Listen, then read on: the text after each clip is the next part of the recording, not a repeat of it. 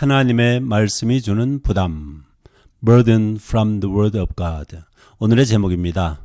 아모스 7장을 통해서 이 제목을 얘기해 보도록 하겠습니다.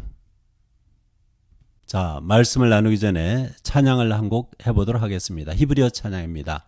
시편 119편 165절에 주의 법을, 우리말은 주의 법이라고 했지만 히브리어에서는 당신의 법을 사랑하는 자에게는 큰 평안이 있으니 그들에게 장애물이 없으리이다. 법 또는 율법이라고 번역되는 말은 토라, 가르침, 교훈이라는 뜻이 되겠습니다. 평안은 샬롬, 이런 내용입니다. 샬롬, 평화, 라브, 큰 평화, 레오하베 토라테하, 당신의 법을, 당신의 말씀을, 가르침을 사랑하는 자들에게 큰 평화가 있다. 없다. 라모, 그들에게는 없다. 믹숄, 거치게 하는 것이, 넘어지게 하는 것이 없다. 라모, 믹숄, 그들에게 넘어지게 하는 것이 없다. 샬롬 라브 레오하베 토라테하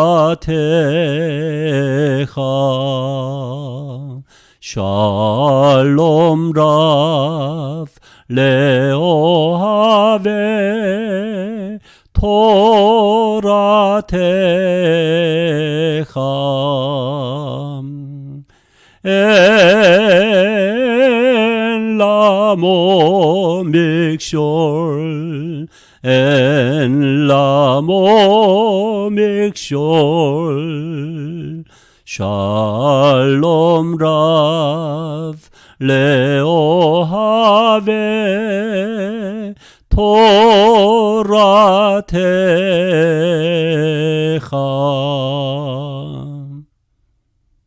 예수님이 이런 말씀을 하신 적이 있습니다. 마태복음 11장 28절부터 30절 많은 분들이 외우는 말씀인데, 수고하고 무거운 짐진 자들아 다 내게로 오라. 내가 너희를 쉬게 하리라. 나는 마음이 온유하고 겸손하니 나의 멍에를 메고 내게 배우라. 그리하면 너희 마음이 쉼을 얻으리니 이는 내 멍에는 쉽고 내 짐은 가벼움이라 하시니라. 수고하고 무거운 짐진 자들아. 한번 헬라어를 볼까요? 수고하고는 그냥 넘어가고, 무거운 짐진 자들은 베포로티스 매니 이렇게 읽습니다. 이것을 해석할 마음은 없고요. 근데 이것을 현대 히브리어 번역에서 보면은 아주 흥미있는 것이 발견되는데, 현대 히브리어에서 베하 아무심, 여기 아무스라는 단어가 들어있습니다. 베하 아무심. 그리고 구약 성경의 선지자 중에 아모스라는 선지자가 있습니다. 오늘의 이야기의 주인공이 되겠습니다. 이 아모스. 촌사람인데, 아모스의 이름이 여기 보시면 아모스, 여기 아모스, 오나, 우나 모음은 히브리어에서 마찬가지입니다. 그래서 아모스, 여기 똑같은 아모스의 이름이 여기 들어가 있습니다. 우리말로 무거운 짐진 자들에 해당하는 그 현대 히브리어의 베하 아무심 들어가 있는 것입니다. 물론 성경 히브리어로 번역해도 결과는 마찬가지입니다. 그래서 이 아모스란 이름이 영어로 하면 burden bearer, burden, 짐진자 또는 짐 이런 뜻이 되겠습니다. 우리가 영어에서 가져온 스트레스란 말을 많이 쓰죠. 또는 압력, 프레셔, 텐션, 긴장 이런 단어들이 몽땅 이 아모스 선지자 이름하고 관련이 있습니다. 아주 흥미있는 사람입니다. 오늘 이 아모스에 대해서, 이 짐에 대해서, 짐에 눌린 인생에 대해서 얘기를 해보겠습니다. 어떤 짐이냐? 이제 기대해 보시기 바랍니다. 수고하고 무거운 짐진 자들아 다 내게로 오라. 예수님의 말씀입니다. 자, 짐이라고 하는, 부담이라고 하는 뜻을 가진 이 아모스, 시골 사람입니다. 이 사람이 하나님의 말씀을 받게 됩니다.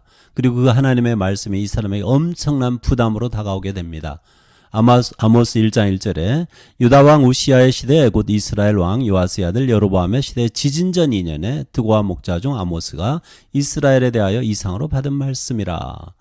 여기 역사적 배경 설명이 필요하겠네요. 유다 왕, 그 다음에 이스라엘 왕, 이 두 나라가 갈라져 있을 무렵이네요. 통일 왕국이 아닙니다.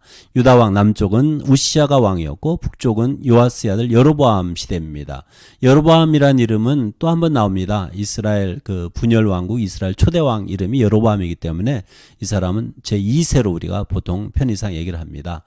둘 다 비슷한 시기에 나라를 다스렸는데 우시아는 아사리아라고도 이름하는데 주전 800에서 748년, 여로보암 2세는 주전 800에서 760년까지 통치했고요. 여기 지진은 성경에서 유명한 지진입니다. 아모스 1장 1절에 그래서 기록했고 스가랴서 14장 5절에도 이 우시아 때의 지진에 대해서 얘기하고 있는데 특별히 이 요세푸스라고 하는 사람이 있어요. 주후 1세기의 유대인인데 유명한 사람이에요. 이 사람이 책을 여러 권 남겼습니다. 아주 중요한 서적들입니다. 그 중에 엔티쿠테이스, 그러니까 유대인의 고대 역사에 대해서 얘기한 그러한 책인데 이 책에서 이 우시아 왕 때 지진하고 그 다음에 문둥병하고, 이 사람이 원래 교만한 사람이 아니었어요. 하나님을 잘 섬기던 경건한 왕이었는데 나중에 잘 나가다 보니까 교만해져 가지고 제사장 하는 일을 자기도 하고 싶어 하는 거예요. 그래서 성소에 들어가서 분향하다가 문둥병에 걸립니다. 그것이 성경의 기록이에요. 그런데 이 요세푸스는 이 책에서 무슨 기록을 하느냐 하면은 이 지진하고 그 문둥병하고 같은 시간으로 이렇게 설명을 하고 있습니다. 맞는 얘기 같아요. 그 다음에 성경 외에도 아시리아 역사 연대 기록에서요, 그 당시에 큰 재난이 있었음을 알 수가 있습니다. 그것이 바로 주전 759년입니다. 그럼 이때가 바로 지진해라고 우리가 보고, 그 다음에 그 2년 전이면은 761년, 이때가 바로 이 아모스가 하나님의 말씀을 받은 때입니다. 여기 드고아의 목자라고 그러는데, 드고아는 여기 지도를 보시면은 북쪽에 예루살렘, 그 다음에 또 북쪽에 베들레헴, 여기 거리는 8km, 16km 이 정도 돼요. 예루살렘과 16km, 베들레헴은 약 8km. 이 두 지역은 이 비가 내리는 능선지대에 있습니다. 녹지대에 어느 정도. 그렇지만 드고아는 동쪽으로 있어요. 그래서 유다 광야에 속합니다. 차이가 많이 나요. 거리는 가깝지만은 기후는 여기가 비가 훨씬 덜 옵니다. 그래서 상당히 광야에 가까운 그러한 지역이 되겠는데, 헤브론은 더 남쪽인데 역시 능선길이라서 드고아보다는 사정이 낫습니다. 그래서 드고아는 자연히 큰 도시가 생기지 못하고 조그만 촌입니다. 촌동네입니다. 여기 이 사진을 보시면은 여기가 드고아 쪽인데, 이 드고아에서 저 북서쪽으로요 예루살렘이 보이고, 또 약간 북서쪽으로 베들레헴이 보입니다. 지금도 이게 보여요. 또 이쪽으로 뒤쪽으로 가면은 이제 이 뒷방향으로 보면은 유다 광야 사해까지 보일 수가 있습니다. 좀 높은 데 올라가면은 대략 이 지역은 해발 670m 정도 됩니다. 촌동네입니다. 아모스의 고향이 되겠습니다. 오늘 이야기의 주인공이 이 아모스인데, 이 사람의 이름이 참 특이한 점이 있습니다. 이제 우리가 그 짐, 부담 이런 뜻으로 이 아모스란 이름의 뜻을 밝힌 바 있는데, 하나님의 말씀하고 또 부담, 이 짐, burden하고 관련이 있습니다. 히브리어의 마사라는 단어가 있는데, 이 단어는 아모스, 우리의 그 선지자 이름하고 관련이 있습니다. 마사라고 하는 이 단어는 명사형인데 구약 히브리어 성경에 69번, 69번 나옵니다. 문자적으로 무슨 뜻이냐? 그냥 짐이란 뜻이에요. 짐. 짐을 진다. 짐. 이런 뜻입니다. 마사. 그런데 이것이 특별한 의미로 29번 정도는 특별한 의미로 쓰이는데, 하나님의 그 예언적인 말씀을 가리킬 때 쓰입니다. 이 마사라는 단어가. 그래서 선지서에 보면 이 단어는 짐이라고 번역을 하지 않아요. 뭐라고 번역하냐면 어떤 데는 경고, 중한 경고 이런 식으로 번역하고요. 영어 성경들도 prophecy, oracle, pronouncement, burden 이런 식으로, 이것은 약간 문자적인 뜻이네요. 이런 식으로 번역하는데 그 내용을 보면 하나님의 말씀이에요. 예를 들어서 나홈 1장 1절에 니느웨에 대한 중한 경고, 중하다, 이 버든이란 짐이란 뜻이 있기 때문에 그 붙였네요. 곧 엘곳 사람 나홈의 묵시의 글이라. 이것은 하손이란 다른 단어고요. 그 다음에 하박국 1장 1절에서도 선지자 하박국이 묵시로 받은 경고 이렇게 번역을 하고 있습니다. 이 단어들이 마사라고 하는 단어입니다. 짐이라는 뜻입니다. 이 단어하고 아모스 이름이 가지는 뜻하고 비슷해요. 부담, 짐 이렇게 번역할 수 있는 거예요. 아모스는 히브리어 성경에 7번 나옵니다. 히브리어로는 아모스고 아모츠가 있는데 그것은 달라요. 아모스는 7번 나와요. 몽땅 아모스서에만 나와요. 그리고 이 선지자의 이름으로 나오고요. 그 다음에 문자적으로 무슨 뜻이냐면은 짐을 지고 있는 짐진자 이런 뜻입니다. 그리고 어느 누구도 이 이름을 자기 이름으로 성경에 가지고 나오는 사람이 없어요. 아모스 선지자밖에 없어요. 그러니까 이 이름을 별로 좋아하지 않는 겁니다. 누가 이런 이름을 좋아하겠습니까? 이 사람은 말하자면은 이 아모스서의 내용을 보면은 그 미국의 텍사스 같은 카우보이입니다. 일종의 양치기면서 목동하면서 그 다음에 농사짓는 조그만 그 소규모 농사꾼 또는 목동 이런 목자 이런 수준이에요. 시골 사람이에요. 근데 이 사람이 어느 날 갑자기 하나님 말씀을 받는 겁니다. 자, 이 드고아의 카우보이 아모스 그가 하나님의 말씀을 받고서 어떤 일이 생기는지 보도록 하겠습니다. 첫 번째로 하나님의 말씀이 이 아모스에게 임하면서 그는 엄청난 부담을 느낍니다. 저는 어렸을 때 스트레스라는 말을 들어본 적이 없어요. 제가 70년대 중고등학교 또 대학교까지 다 나왔는데 아마 고등학교 때인지 대학 때쯤 이 스트레스라는 영어에서 온 말을 듣기 시작한 것 같아요. 단어를 모르면은 별로 못 느끼는데 그 단어를 알면서 느끼는 것 같아요. 사람의 심리가. 그래서 이 스트레스라는 말을 지금 많은 사람들이 씁니다. 그저 영어를 그대로 받아가지고 써요. 병원에 가면은 병의 원인을 알지 못하면은 의사 선생님들 하는 말 중에 하나가 스트레스 이렇게 얘기를 하는 것 같더라고요. 자, 이 하나님의 말씀을 받는 순간부터 아모스는 스트레스를 받습니다. 부담을 느낍니다. 그런데 이 하나님의 말씀이 주는 부담은 상당히 긍정적인 방향으로 옵니다. 첫 번째는 중보 기도를 하게 합니다. 하나님께서 아모스에게 세 가지 그 환상을 보여주시는데요. 첫 번째가 메뚜기, 두 번째 불이고요. 그 다음에 세 번째는 측량하는 줄입니다. 자, 읽어보시면 아모스 7장 1절부터 6절까지인데 주 여호와께서 내게 보이신 것이 이러하니라. 왕이 풀을 벤 후 풀이 다시 움돋기 시작할 때에 주께서 메뚜기를 지으심에 메뚜기가 땅의 풀을 다 먹은지라. 내가 이르되 주 여호와여 청하건대 사하소서. 야곱이 미약하오니 어떻게 서리이까 하매. 자, 메뚜기 재앙에 대해서 하나님께서 보여주시는 것입니다. 이미 시작을 하신 건지 아니면은 그럴 계획인지 히브리어를 보면은 정확하게 파악하기가 좀 힘든 점이 있어요. 어쨌든 간에 이 아모스는 기도를 합니다. 북왕국 이스라엘을 위해서 기도합니다. 메뚜기 재앙이 일어나지 않기를 위해서 대신 중보 기도를 하는 것입니다. 이렇게 하나님의 말씀을 받고서는 그 부담으로 인해서 중보 기도, 남을 위한 기도를 시작하십니다. 그럴 때는 하나님께서 기도를 들으세요. 그리고는 뜻을 돌이키십니다. 뜻을 돌이킨다는 히브리어 말은 니함이라고 그러는데 어떤 때는 후회한다 이렇게 번역하는데 생각을 바꾼다는 것입니다. 계획을 바꾼다는 것이에요. 요나서 3장 4장에서도 하나님께서 니느웨 사람들이 회개하는 걸 보시고 뜻을 바꾸십니다. 원래 형벌을 내리려고 했는데 벌을 내리질 않아요. 그런 뜻입니다. 그 다음에 두 번째 본 환상이 뭐냐? 불 환상입니다. 불로 징벌하겠다는 거예요. 불이 큰 바다를 삼킬 정도니까 대단한 불입니다. 육지까지 먹으려 하는지라. 그래서 또 중보기도를 합니다. 여호와여 주 여호와여 청하건대 그치소서. 야곱이 미약하오니 어떻게 서리까. 간절히 중보기도를 합니다. 또 하나님께서 그 기도를 들으시고 뜻을 돌이키십니다. 그리고는 그렇게 하지 않겠다고 약속을 하십니다. 이처럼 성도의 중보기도가 하나님의 마음을 바꿀 수가 있다는 것입니다.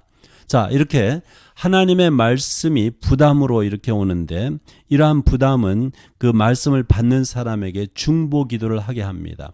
중보기도하는 사람들 굉장히 중요한 일이에요. 또 이게 쉬운 일이 아닌 것 같습니다. 많은 성도들이 자기를 위해서 기도하는지는 몰라도 또 사랑하는 가족, 또 사랑하는 친구들, 또 자기가 가까운 관계 사람들을 위해서 기도하는지 몰라도 전혀 모르는 사람, 심지어 나를 학대하고 나를 미워하는 원수를 위해서 나하고 관련 없는 사람들을 위해서 기도한다? 쉽지는 않을 것 같습니다. 이 아모스는 남한국 유다 사람이에요. 촌놈이에요. 카우보이예요. 그런데 하나님께서 이 사람에게 북왕국 이스라엘을 메뚜기로 또는 불로 징벌할 것을 말씀하시니까 간절한 중보 기도를 올려서 하나님께서 그 기도를 들어주시는 것입니다. 성경을 보면은 중보 기도의 용사들이 많이 나옵니다. 저는 이 중보 기도의 힘이 대단하다고 봐요. 또 이 중보 기도를 할 수 있는 그러한 성도라면은 이미 수준 높은 그러한 성도라고 봅니다. 첫 번째 모세는 굉장히 온유하고 겸손한 사람이었어요. 무슨 일 있을 때마다 하나님께 넙죽 엎드려가지고 하나님의 의견을 묻습니다. 자기가 직접 처리하지 않아요. 경험도 많고요. 능력도 있는 사람인데 그렇게 안 해요. 하나님께 여쭤본다는 거예요. 그리고 백성들이 그렇게 속을 썩이는데도 백성들을 위해서 기도를 합니다. 중보 기도를 합니다. 심지어는 자기 생명을 내놓고까지 기도를 하는 그러한 사람이에요. 이스라엘 백성이 광야에서 많은 죄를 지었는데 그 중에서 또 특별히 시내산에서 그 금송아지 만드는 거, 그 다음에 정탐들이 돌아와서 원망하고 모세를 죽이려고 했던 그러한 사건, 하나님을 굉장히 노하게 했던 그러한 두 가지 사건이죠. 그 무렵에 이 모세가 중보 기도를 해요. 일단 출애굽기 34장 8, 9절만 잠깐 읽어보면은 모세가 급히 땅에 엎드려 경배하며 이르되 주여 내가 주께 은총을 입었거든 원하건대 주는 우리와 동행하옵소서. 이는 목이 뻣뻣한 백성이니이다. 우리의 악과 죄를 사하시고 우리를 주의 기업으로 삼으소서. 백성을 위해서 기도합니다. 특별히 민수기 14장 18절 그 전부터 보시면은요, 모세가 얼마나 감격적인 그러한 내용으로 하나님을 설득하는지, 하나님이 이스라엘 백성을 멸하겠다는가, 그렇게 하면 하나님의 명성에 지장이 있으니까 그렇게 하지 말라는 거예요. 그리고 죄악을 용서해 달라는 것입니다. 뒤에만 읽어보면은 구하옵나니 주의 당신의 인자의 관대하심을 따라 이 백성의 죄악을 사하시되 애굽에서부터 지금까지 이 백성을 사하신 것 같이 사하시옵소서. 얼마나 간곡하게 눈물의 기도를 드리는지 알 수가 없습니다. 이스라엘 백성 모세한테 감사해야만 해요. 빚을 많이 졌어요. 모세 아니면 다 죽을 뻔했어요. 이렇게 중보 기도를 한 사람이 모세입니다. 그 다음에 다니엘도 이 대단한 중보 기도자예요. 이 사람은 성경의 기록을 통해서 볼 때 무슨 흠을 찾을 수 없는 그러한 의인인데, 이 사람이 또 금식하면서 베옷을 입고 죄를 무릅쓰고 자기 백성을 위해서 예루살렘을 위해서 성전을 위해서 기도합니다. 자기 위해서 기도하는 것이 아니에요. 절대 아니에요. 예. 나라를 위해서, 예루살렘을 위해서, 성전을 위해서, 백성을 위해서 기도하는 이러한 사람입니다. 하나님의 말씀, 특별히 예레미야 예언을 보고서 70년에 대해서 깨닫고 나서 금식을 하면서 기도합니다. 이 사람도 바로 중보기도의 용사였습니다. 우리 예수님은 어떤가요? 예수님도 이사야서 53장 분명히 우리 예수님에 대한 예언이죠. 그 마지막 절에 보면은 죄인도 아닌 분이 자기 자신을, 영혼이 아니고 자기 자신을 완전히 내려놓고 죽음에 이르기까지 순종하십니다. 범죄자처럼 십자가에서 그 무서운 형을 당하세요. 사람들이 볼 때 이 사람 아주 무서운 죄인입니다. 그렇지만 실상은 많은 사람들의 죄를 대신 지고 범죄자들을 위하여서 기도하신 분이 예수님이십니다. 우리 예수님은 지금도 하나님 보좌 우편에서 우리를 위해서 중보 기도를 하세요. 2000년 동안 하시는 거예요. 이렇게 중보 기도를 한 모세, 다니엘, 예수님, 물론 이들 외에도 무수히 많습니다. 이 중보 기도의 용사들. 자, 아모스는 돌아와서 왜 중보 기도하게 됐을까요? 하나님의 말씀을 받았을 때 남이 알지 못하는 것을 알게 되고요, 남이 보지 못하는 것을 보게 되고 그 백성들에 대해서 안타까운 마음이 생깁니다. 그리고 중보 기도를 시작하는 것입니다. 이것이 바로 하나님의 말씀이 가져다주는 부담 중에 하나인 것입니다. 그 부담이 이렇게 좋은 결과를 가져오는 것이에요. 병을 갖다 주는 것이 아니고 남을 위해서 중보 기도를 하게 만든다는 것입니다. 자, 두 번째로 하나님의 말씀을 받게 될 때에 어떠한 부담이 있느냐? 진동합니다. 진동. 말씀을 받는 그 사람이 진동하게 되고, 또 그 사람이 그 말씀을 전할 때 그 말씀을 받게 될 세상이 진동을 하게 됩니다. 사람들이 그냥 몸살을 앓는 거예요. 아모스 7장 7절부터 11절 말씀에 우선 읽으면은 또 내게 보이신 것이 세 번째 보여주시는 거죠. 다림줄입니다. 다림줄은 측량하는 것입니다. 뭐 건축한다든지 또는 건물을 부순다든지 측량 목적으로 다림줄을 쓰고 있습니다. 여호와께서 아모스에게 묻습니다. 너 뭘 보니? 대답하죠. 다림줄을 봅니다. 그랬더니 주께서 뭐라고 말씀하시냐면 내가 다림줄을 내 백성 이스라엘 가운데 두고 다시는 용서하지 아니할 것이다.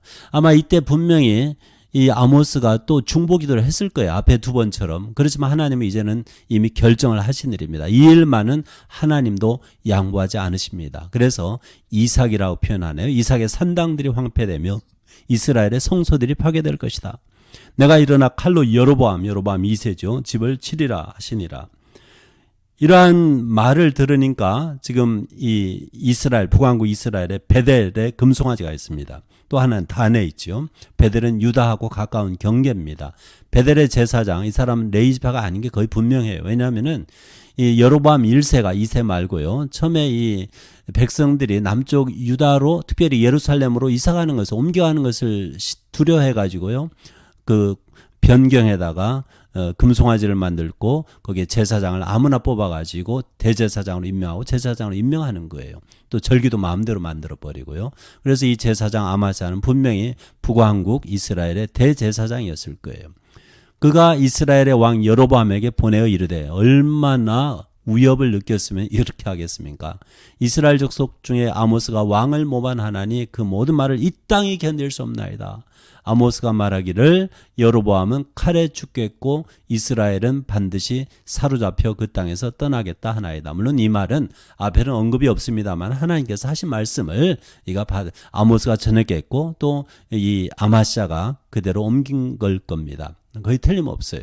자, 우리가 이 이스라엘 쪽의 그 대제사장, 이스라엘 그 종교의 대제사장이라고 할 수 있는 이 아마스야의 반응을 얘기하기 전에 아모스 본인부터 생각하면 이 사람 평범한 목자, 카우보이였는데 하나님의 말씀이 임하면서 이 사람의 삶이 완전히 바뀝니다. 옛날로 돌아갈 수가 없었던 것 같아요. 이제 새로운 삶을 살아야만 해요. 그냥 이 삶이 진동하는 거예요. 아브라함은 어떻습니까? 하나님이 우르 땅에 사는 이 아브라함 떠나라고 할 때 이 사람의 인생은 완전히 바뀝니다. 모세는 어땠습니까? 모세가 이집트 사람을 죽이고 광야에 대표했는데 하나님의 그 부르심이 있습니다. 이집트 가라는 겁니다. 자기를 죽이려고 하는 사람들이 거기 있는데 가라는 거예요. 그리고 모세의 삶은 완전히 바뀝니다. 사무엘은 어떤가요? 예를 들어서 사무엘이 이미 하나님의 말씀을 따라서 사울에게 왕으로 기름을 부었어요. 사울이 아직 왕으로 앉아있는데 다윗이라는 젊은이에게 또 기름을 부으라는 거예요. 이것은 반역입니다. 얼마나 두려운 일이겠어요? 하나님의 말씀이 이렇게 사람들을 난리를 피게 만듭니다. 사람들 못 견디게 만들어요. 진동케 합니다. 그 다음에 요나 그렇게 싫어하는 니느웨를 가라. 그곳에 가서 또 멸망의 소식을 전하라. 어떻게 하겠어요? 또 예수님 제자들도 마찬가지예요. 그 다음에 베드로는 특별히 예수님이 승천하신 이후에 고넬료라고 하는 로마 사람이죠. 로마 백부장한테 가라고 그러는데 유대인으로서는 생각도 못하는 일이에요. 이방인 집에 가서 먹고 잔다? 생각할 수 없는 일이에요. 갔다 왔는데 또 유대인 형제들이 비난하거든요. 자, 이렇게 하나님의 말씀을 받는 모든 사람들은 이렇게 그 진동하는 그러한 일이 있어요. 흔들려요. 너무나 큰 흔들림이 있습니다. 마치 지진과 같아요. 지각 변동이 있습니다. 인생이 바뀝니다. 자, 그러니 이 말씀을 받은 아모스가 이 이스라엘 왕국의 멸망에 대한 소식, 여로보암 왕이 칼에 죽고 이스라엘은 포로로 잡혀가는 것, 이러한 소식을 전하니까 그 땅 사람들이 견딜 수가 없는 것입니다. 그래서 북왕국의 대제사장이라고 할 수 있는 이 아마스야가 왕을 찾아가서 하는 말이 왕을 모반하니까 우리가 견딜 수 없다. 죽이라는 것입니다. 아모스를 죽이라는 거예요. 이렇게 하나님의 말씀은 그 말씀을 받는 사람, 또 그 말씀을 받아서 전할 때 그 듣는 모든 사람들을 진동케 합니다. 세상이 감당할 수가 없습니다. 엄청난 부담이죠. 하면 바울이 예수를 만나고 나서 하나님의 말씀을 받는데 엄청난 부담으로 온 세상을 다니면서 복음을 전합니다. 많은 사람들에게 전해서 많은 사람들을 하나님께로 이끌어와요. 그랬더니 이 바울을 시기하고 질투하고 죽이고 싶어서 날린 유대인 동료들이 이렇게 바울을 고발해요. 사도행전 24장 5절에 우리가 보니 이 사람은 연병이라 천하에 퍼진 유대인을 다 소욕케 하는 자요 나사렛 이단의 괴수라. 이러한 이름으로 바울을 공개하고 있습니다. 연병이라. 또 유대인, 천하에 퍼진 유대인을 다 소욕케 하는 자요 나사렛 이단의 괴수라. 어마어마한 칭찬이죠. 어떻게 보면은. 이렇게 하나님의 말씀을 받은 이 바울은 세상을 진동케 하는, 세상이 감당할 수 없는 그러한 사람이 된 것입니다. 이것이 바로 하나님의 말씀이 주는 부담입니다. 세상을 진동케 합니다. 세 번째로 하나님의 말씀이 주는 부담이 무엇이냐? 하나님 말씀을 받으면은 그 순간부터 쉽게 비난, 조롱, 공격의 대상이 됩니다. 너무 좋은 것을 기대하시면 안 되겠어요. 많은 사람들이 하나님의 말씀을 받은 사람들을 비난하거나 조롱하거나 공격할 수가 있습니다. 아모스 7장 12, 13절에 보면은 이 아마스야가 아모스에게 이렇게 말합니다. 이 사람은 그 전에 왕을 찾아가서 왕에게 아모스 얘기를 했지요. 선견자야. 선견자, 호세라고 하는데 선지자하고 똑같은 말입니다. 어떤 때는 선견자라고도 하고 어떤 때는 선지자, 보는 사람이란 뜻이죠. 선견자야. 너는 유다 땅으로 도망하여, 원래 유다 출신이니까요. 가서 거기에서나 떡을 먹으며 거기에서나 예언하고 다시는 베델에서 예언하지 말라. 이는 왕의 성소요 나라의 궁궐이민이라. 이 아마시아라고 하는 사람은 자기 그 종교를 확신했던 사람인 것 같아요. 직업의식이 철저한 사람이네요. 왕의 성소, 왕이 섬기는 그러한 예배 처소고 나라의 궁궐과 같은 그러한 중요한 곳입니다. 이 베델이요. 거기에 그 금송아지를 섬기는 신전이 있었거든요. 그런데 이 사람은 아모스에 대해서는 오해를 하고 있네요. 아모스가 선견자 또는 선지자 노릇해가지고 벌어먹고 사는 줄 알고 있어요. 이게 이 사람의 직업인 줄 알고 있어요. 그런데 아모스는 그게 직업이 아니에요. 이 사람은 선지자 또는 선교자하고 아무 관련이 없는 사람이에요. 촌사람이에요. 카우보이입니다. 이런 사람이 어느 날 갑자기 하나님의 말씀을 받아가지고 어쩔 수 없이 찾아온 겁니다. 그리고 말씀을 전한 겁니다. 그 때문에 사람들이 그 견딜 수가 없어가지고 죽이려고 하고 공격하고 비난하고 조롱하는 것입니다. 얼마나 어처구니 없겠습니까?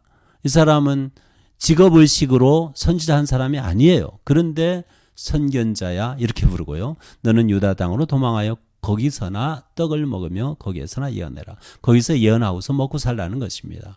이처럼 비난, 조롱, 공격의 대상이 되는 것입니다. 바울 얘기를 또 한번 해보면은 바울이 예수를 만나고서 변했잖아요. 심지어는 유대인들 중에서 바울을 죽이지 못해가지고 안달인 사람이 있어요. 그래가지고 맹세까지 하고요. 바울을 죽이기 전까지는 먹지도 마시지도 아니하겠다고 이렇게 맹세한 사람들이 40여 명이나 있었어요. 그리고 오랫동안 바울이 안 죽었거든요. 그들이 성공하지 못했어요. 어떻게 됐는지 모르겠습니다만 이렇게 아주 바울을 미워했습니다. 왜? 바울이 하나님의 말씀을 받았기 때문에. 그 바울은 하나님의 말씀으로 인한 부담 때문에 온 세상 다니면서 마치 연병처럼 복음을 전한 그러한 사람이었습니다. 그러니까 세상이 견디지를 못하고요. 쉽게 비난 내지 조롱 내지 공격을 하는 것입니다.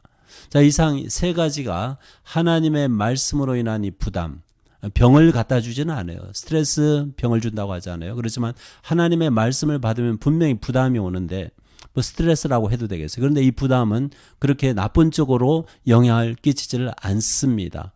중보기도를 하게 하고요. 그 다음에 진동을 하게 해요. 진동케 해요. 자신도 진동케 되고요. 또 그 말씀을 전할 때 받는 사람들이 진동하게 됩니다. 온 세상이 그냥 진동합니다.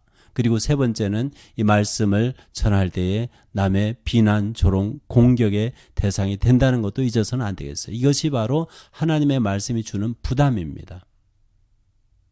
하나님의 말씀을 받으면은 분명히 부담이 있습니다. 어마어마한 부담이 있습니다. 근데 저는 아모스 7장 마지막 부분 14절에서 17절의 말씀을 통해서 한 가지 좋은 점을 발견하게 됩니다. 뭐냐면은 하나님의 말씀을 통하여서 분명히 부담이 있어요. 뭐 스트레스라고 해도 되겠어요. 압력이라고 해도 되겠고 긴장이라고 해도 되겠고 그런데 세상 압력에 굴하지 않고 세상 스트레스 영향을 안 받게 됩니다. 저는 이러한 확신이 있어요. 물론 이 말씀을 통해서 분명히 얘기할 수 있는 그런 내용은 아니지만은 결과적으로 볼 때 분명히 그런 것 같아요. 먼저 읽어보고 얘기를 하도록 할까요? 아모스가 아마시아에게 대답하여 이르되 나는 선지자가 아니며 이 사람 보세요. 나는 선지자 아니다. 선지자의 아들도 아니다. 우리 집안에 목사 없어. 우리 집안에 뭐 선지자 없어. 이런 얘기하고 비슷하죠. 나는 목자다. 자기의 직업을 얘기합니다. 난 카우보이다. 뽕나무를 재배하는 자로서 참고적으로 뽕나무라고 했는데 히브리어로 시크마라고 하는데요. 히브리어 성경에 7번 나와요. 여기 열왕기상 10장 20절, 27절, 역대상 27장 28절, 역대하 1장 15절, 9장 27절, 시편 78편 47절, 이사야 그 다음에 아모스의 마지막으로 나오는데 이것은 몽땅 뽕나무가 아닙니다. 영어로 멀베리가 뽕나무인데 뽕나무가 아니고 일종의 무화과 나무입니다. 우리가 보통 먹는 무화과보다 나무가 커요. 근데 그 열매는 조그맣습니다. 이집션 피그라고 영어로는 얘기를 해요. 학명으로는 ficus sycomoros 이렇게 얘기를 하는데 이것에 해당하는 그 헬라어는 누가복음 19장 4절에 나오는데 시코모레안 이렇게 얘기를 합니다. 시코모레안. 그리고 실제 우리가 말하는 뽕나무는 성경에 딱 한 번 나옵니다. 누가복음 17장 6절에 그 헬라어는 시카미노스 이렇게 헬라어로 나옵니다. 그것은 진짜 뽕나무예요. 누가복음 17장 6절. 그렇지만 삭개가 올라간 것은 그 뽕나무가 아니고요. 이집시언 피그 상당히 큰 나무입니다. 그래서 일종의 무화과 나무, 돌무화과 나무라고 하면 되겠어요. 일종의 무화과 나무가 되겠습니다. 그래서 나는 그런 무화과 나무를 재배하는 자다. 양떼를 따를 때에 내일 열심히 하고 있는데 시골 농부인데 카우보이인데 여호와 하나님이 나를 데려다가 말씀을 주셨다 이거예요. 그래서 백성 이스라엘에게로 가라. 북왕국이죠. 예언하라. 그래서 내가 하는 거지 나는 직업적으로 하는 게 아니다 이거예요. 이제 너는 여호와의 말씀을 들을지니라. 그러면서 또 하나님의 말씀을 전하네요. 네가 이르기를 이스라엘에 대하여 예언하지 말며 이삭의 집을 향하여 경고하지 말라 하는데 여호와께서 뭐라고 말씀하시냐면은 너에 대해서 아마시아에 대해서 네 아내는 성읍 가운데서 창녀가 될 것이요. 무서운 말씀이네요. 네 자녀들은 칼에 엎드러지며 내 땅은 측량하여 나누어질 것이며 너는 더러운 땅에서 이방 땅이죠. 죽을 것이요. 이스라엘은 반드시 사로잡혀 그의 땅에서 떠나리라. 이 사람 박해를 받아도 할 말은 다 해요. 하나님의 말씀을 받았기 때문에 막 터져 나옵니다. 다시 말해서 아마시아가 아무리 협박하고 그래도 그 압력을 줘도 스트레스를 줘도 스트레스 안 받는 거예요. 그저 하나님께서 자기에게 어떤 일을 하셨는지 어떤 식으로 불러다가 말씀을 주셨는지 그 얘기만 하면서 그냥 얘기하는 거예요. 이 아모스라고 하는 사람에게 부담은 유일하게 하나님의 말씀으로부터만 오는 것입니다. 그 부담이 너무나 커가지고 세상 어떠한 압력도 이 사람을 누르지를 못해요. 세상에 어떤 스트레스도 이 사람에게 영향을 주지 못해요. 그래서 저는 이 아모스 7장을 통해서 제가 하나 배우는 것은 뭐냐면은 우리가 진정 하나님의 말씀을 깊이 알고 우리가 선지자가 아니지만은 하나님의 말씀을 깊이 알고 깨닫고 그 말씀 때문에 부담이 생기잖아요. 그럼 앞에서 얘기한 것처럼 중보 기도를 하게 되고요. 분명히 남을 위해서 기도하기 시작한다고요. 나뿐만이 아니고 내 가족, 내가 아는 사람들, 내가 사랑하는 사람들, 나하고 관계 있는 사람들뿐만 아니고 많은 사람들을 위해서 중보 기도를 하는 것 같아요. 그것이 하나님의 말씀이 주는 부담 때문에 그런 것입니다. 그 다음에 두 번째는 또 뭐지요?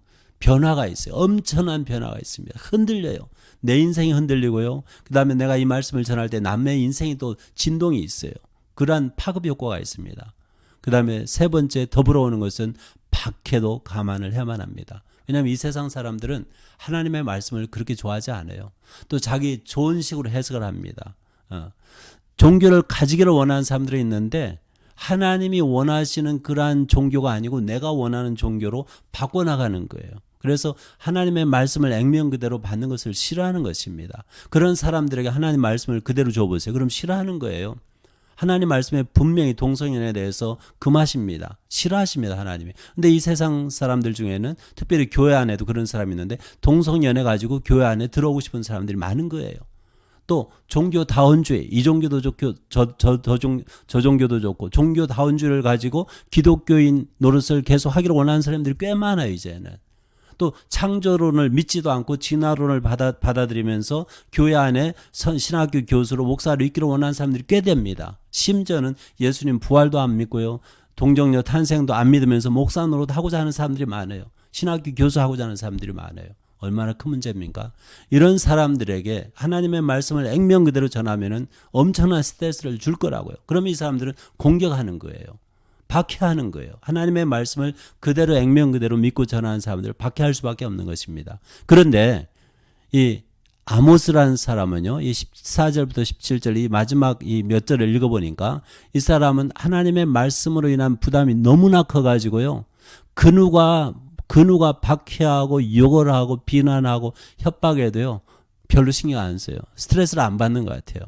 압력에 굴하지를 않습니다. 이것이 얼마나 좋은 점입니까?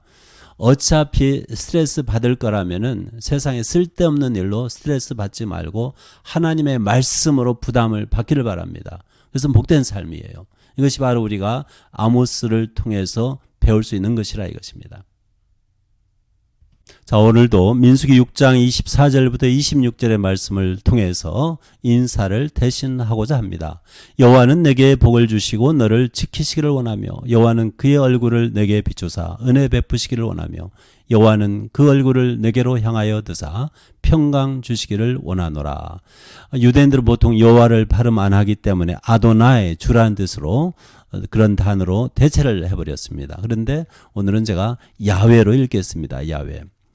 여바레카 야훼 ve 이슈메레카 야엘 야훼 파나v 엘레카 비쿠네카 이사 야훼 파나v 엘레카 ve 야셈 레카 샬롬.